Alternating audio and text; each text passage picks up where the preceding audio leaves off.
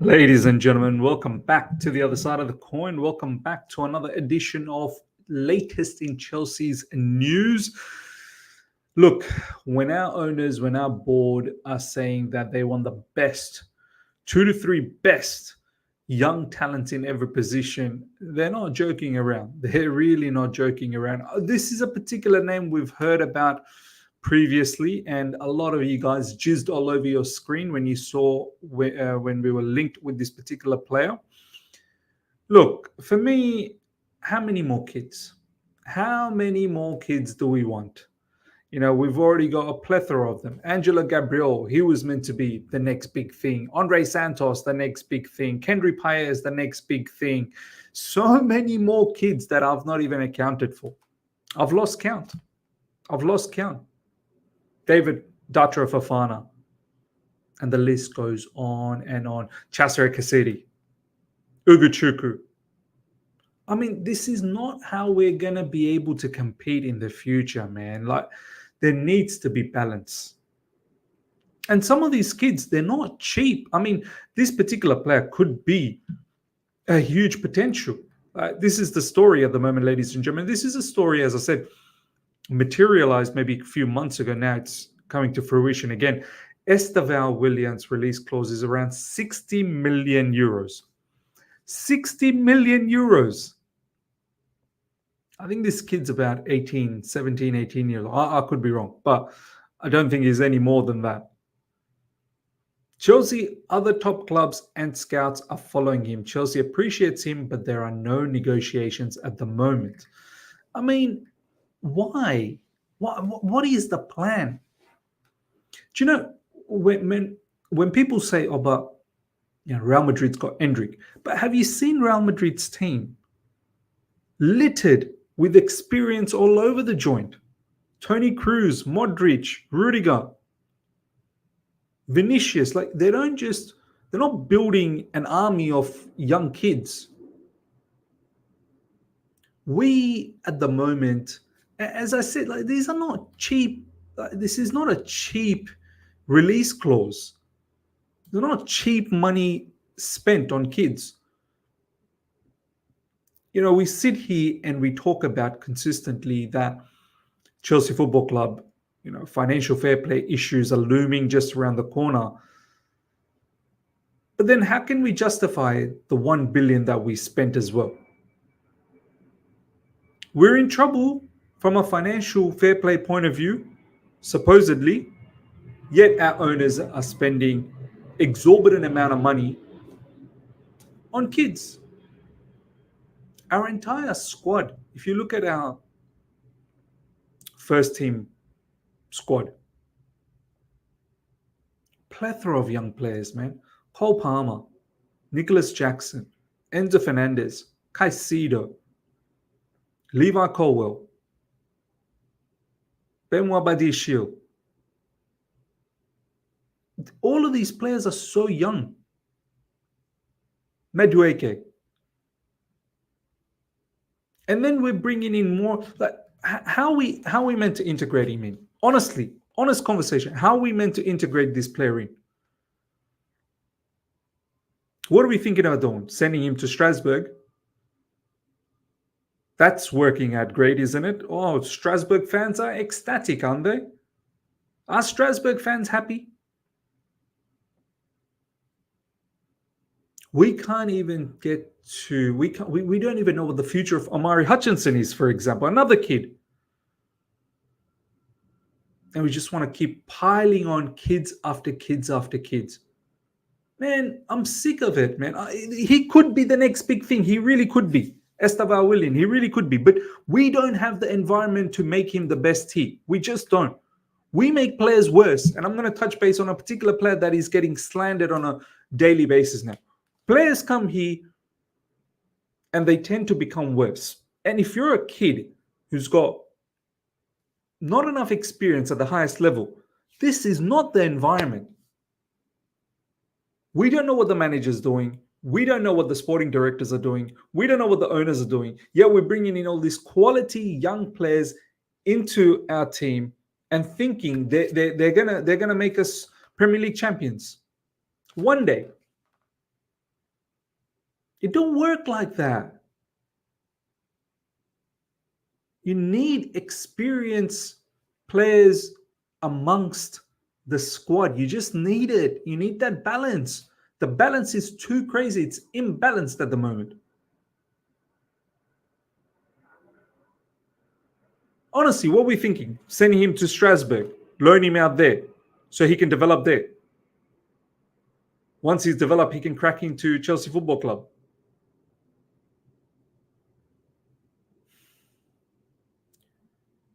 This dream of sending these players to, sister clubs, these multimodal structure that we're looking to do, sending them to Strasbourg, down the track, we might try and get a club in Portugal, maybe sending him to Portugal. All of these things, I can't sit here and just pretend that, oh, yeah, it's all going to work out. I need to see success first. I can't just hope for success anymore because it's not happening. We've been poor for 2 seasons. And our solution is keep buying kids. I mean, ladies and gentlemen, let me know your thoughts. I'm fed up, man. I'm fed up. I'm lost for words. This is not how we're going to compete. This is only going to get us, honestly speaking, this is only going to get us closer and closer to relegation, as opposed to closer and closer to competing at the highest level. Cannot run a top football club with a bunch of kids, no matter how talented they are. Can't have a plethora of them. Most big clubs introduce kids one at a time. 1, max 2. Our entire squad is a bunch of kids. It just annoys me. And it annoys me even more because this particular player, ladies and gentlemen, Enzo Fernandez, getting slandered left, right, and center on a weekly basis now. And I know, I'm pretty sure I'm going to get comments on this particular video as well in regards to Enzo Fernandez saying, oh, Miz, you think too highly of him. Do you know what? I hope one day Enzo Fernandez leaves Chelsea. I really do. I hope that day comes soon. So you guys can all see wherever he goes next, he's going to ball out. The environment is crap at Chelsea. The structure, the organization, the way our manager plays is rubbish. There's a reason why this player, he goes to Argentina and he balls out. Once again, he balled out. The last match for Argentina. Scored a goal, solid in midfield. It's about organization. It's about how you want to... Toni Kroos came back to Germany. And Toni Kroos killed it for Germany against France. A lot of you guys would be like, Toni Kroos, if I was to say Toni Kroos to Chelsea, you'd be like, nah, he's too old now. He can't run around. It's not about running around. It's about creating a structure that focuses on your strengths, that focuses on the squad's strengths and hides the flaws. Oh, Thiago Silva can't play. He's too slow. We can't play a high line. No. Since Thiago Silva's not been playing, have we looked really great defensively? Have we been rock solid, high line, don't concede? This fan base, some people, there are certain fans just annoy me, man. Annoy me so much. We don't deserve any good players. We deserve to have Gallagher. We deserve to have all of these just pace and power players. Pace and power, that's it. That's all we want in midfield. So much so, we don't even, some of us don't even rate Caicedo anymore. We saw what Caicedo was doing at Brighton. But we rate Conor Gallagher because of his passion, his desire, his hunger. Now let's fill the entire squad with these type of players. Let's just fill it up with these type of players. Bring back Mason Mount. Have Gallagher. I know your dream lineup would have been Gallagher, Rice, and Mount. I know that was some of you guys, your dream lineup in midfield. Got no clue, man. I honestly do hope. Like Enzo Fernandez, we don't deserve him. We really don't. We don't know how to utilize him. Has he been poor in certain matches? Yes, he has. Not going to lie. But We're not giving him an environment to shine. Look at the way he used to play in Benfica. Every single one of us were dying to get this player. And when we were linked with him, we lost. We lost it. We ruined our pants.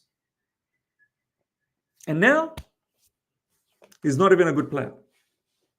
The same player, if he goes to Manchester City or Arsenal, he absolutely tears it apart. Because you know why? They're proper managers over there with proper structures, proper organizations, players, good players surrounding Enzo Fernandez. Chelsea Football Club, we've got a manager that is more keen to only focus on press high. Don't really give a damn about gaps in between attack, midfield, defense. Just expects everyone to just have an engine to run. Quality teams will tear you a new one. The same thing Gareth Southgate doing at England. Same thing. Expecting players like Phil Foden, Jude Bellingham, and all of these players to run because Declan Rice can run. This is why England won't win anything. This is why they've been looked like a mediocre team when they came up against Brazil. Look at the way Brazil play. Close. Players are in close proximity. Technical ability. Abundance of it. No, do you know what? We deserve all of this rubbish. I hope Enzo Fernandez, for his sake, one day leaves Chelsea Football Club and shines elsewhere. He will anyway. He will go. He knows he's too good. He knows he's too good. Give me one more of this rubbish season next season with points deduction looming.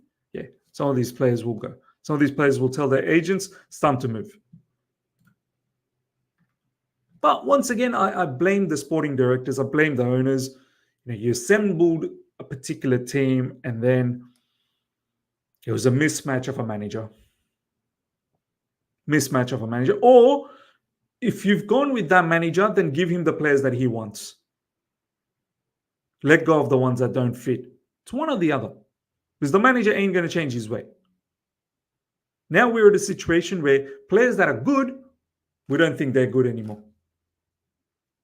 But yeah, once again, let me know. Let me know in the comment section. Last but not least, ladies and gentlemen, negotiations are progressing between Chelsea and Riyadh Airlines to become the new shirt sponsor next season.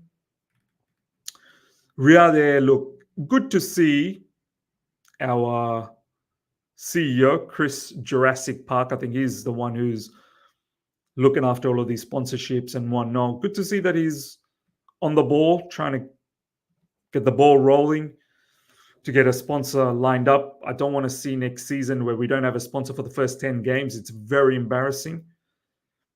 Riyadh Air is a good one. I think it's rumored that they'll pay us something around 60 million if we can get that. Look, with a shambolic season that we've had, if we can land someone like Riyadh Air as our sponsor front of the shirt actually looks pretty nice. And the last video, I showcased the leaks that's out there for the jersey. It'll look nice, Riyadh Air's emblem. But can we do this? Look, this would be a sensational sponsorship, no doubts about that. We've got connections with Saudis. We know Todd Bowley goes to Saudi Arabia quite often. Maybe something can happen, and this would be great. And hopefully it gets done and dusted immediately so that start of next season, we actually have a sponsor ready. So yeah, ladies and gentlemen, let me know your thoughts.